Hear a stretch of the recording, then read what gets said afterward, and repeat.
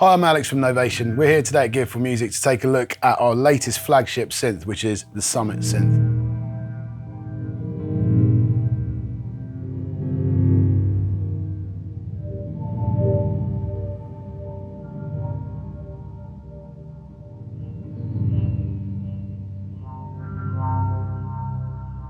The next thing I'd like to show you on Summit is the power of the mod matrix. Now, the mod matrix is where you can easily route and assign any kind of control, whether it be the way you played on the keybed or LFO, for example, or anything else like the envelopes, etc. It's how you route those into another parameter. Something as simple that most people will be familiar with is using an envelope on a filter. So the more the envelope opens, etc., it will open the filter in the same amount. So this is where you can kind of start moving away again from that kind of very basic sort of sound design. And this is where actually, because we've got so many different available slots to us, you can start actually sort of almost sending two different sources to the same destination. Something like an LFO and a keybed can suddenly add loads more kind of accent to what you're doing. And it's a really, really fun way to be able to start making some really, really interesting noises. So to access the mod matrix, all we do is press the mod switch here. So we're presented with a screen, which again, this is really kind of simplified and where we sort of got to with Peak. The idea of keeping on one page, you've got two different sources, which you can easily use this top switch to select, say, at the moment it says direct, and then you select your destination. And then you have a depth amount, which is positive or negative. So again, you might want it to filter to open up, or you want it to close down. That's where you select that using the depth. We've got lots of different slots available to us.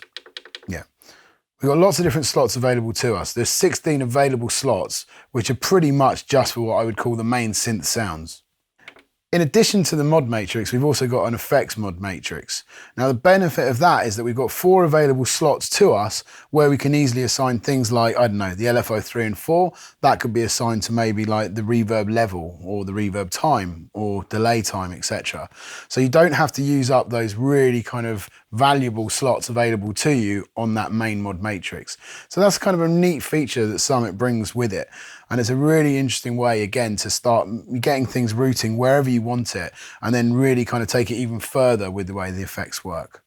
So if we go back into single mode now, just to show the kind of it working with the sound, let's find something.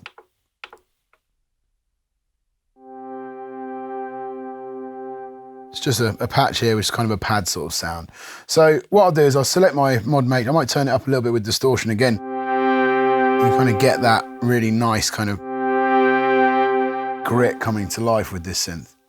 So now, for example, if I press the mod matrix, now there is probably a little bit of mod matrix already dialed in here. So there's already some parameters being adjusted, but I'm going to pick an available slot to me and I want to assign the LFO maybe to the filter just because it's quite an obvious way of hearing what's going on.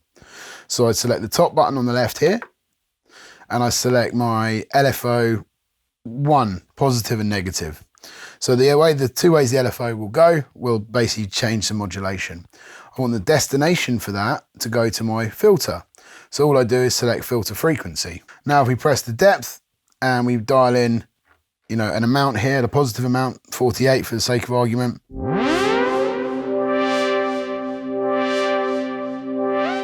So the speed of the LFO is married up and is giving me visual feedback with this LED here. So if I dial in maybe sample and hold, you can kind of hear it a bit more kind of aggressively.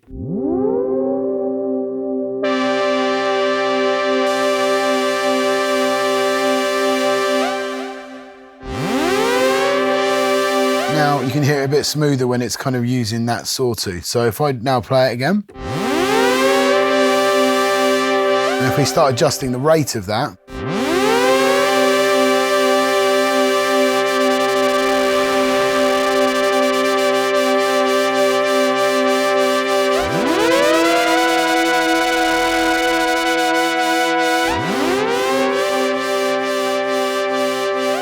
and again, the depth, we can maybe make it negative, so it might go the other way. Rather than opening the filter up, we want it to close it down.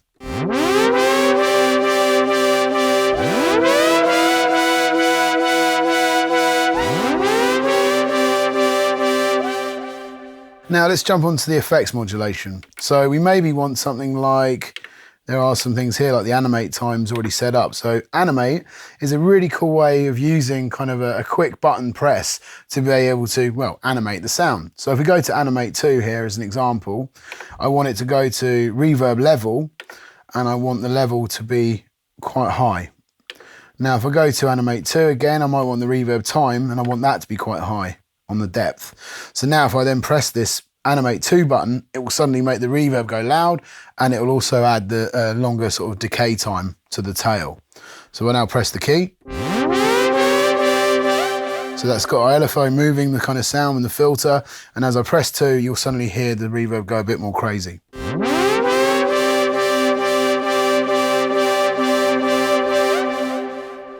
So notice as I pressed 2, it kind of really started to open that sound up. Great for a kind of a breakdown or kind of a section where you want to have like a mid-8 without drums, for example. So just really fun without having to use loads of automation in the computer.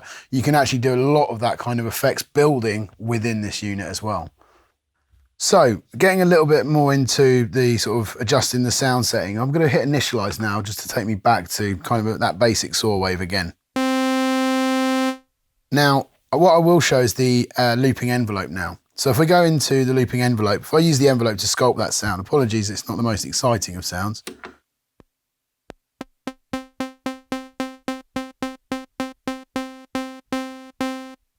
Now, we've got something quite short, short sustain, short release, a little bit of decay there.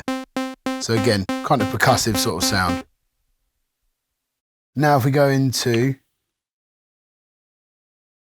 envelope. Now if I go into my envelope here, I can now do things like looping envelope. I'll activate it on, so it's going to be looping for us. Now if I press this down, it will now repeat 3 times. So if I then put the repeats at the bottom here, I can then select maybe I want that to repeat 6 times. So it will actually be a kind of an interesting way to start getting almost like arpy kind of sounds without even touching the arpeggiator. Now, this kind of sounds a bit dry as it is. So one of the things I will show you is if we then go into the modulation. So let's, for example, say that I want LFO2 as an example. I want that destination to go to the amp envelope decay.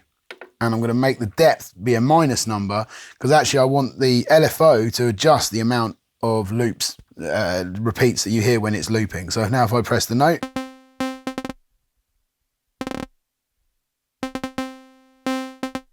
so again you can start adjusting that. So it's kind of getting some really kind of weird kind of little rhythms and grooves out of that without even thinking about using a sequencer or an arpeggiator. Let's turn up the other oscillators.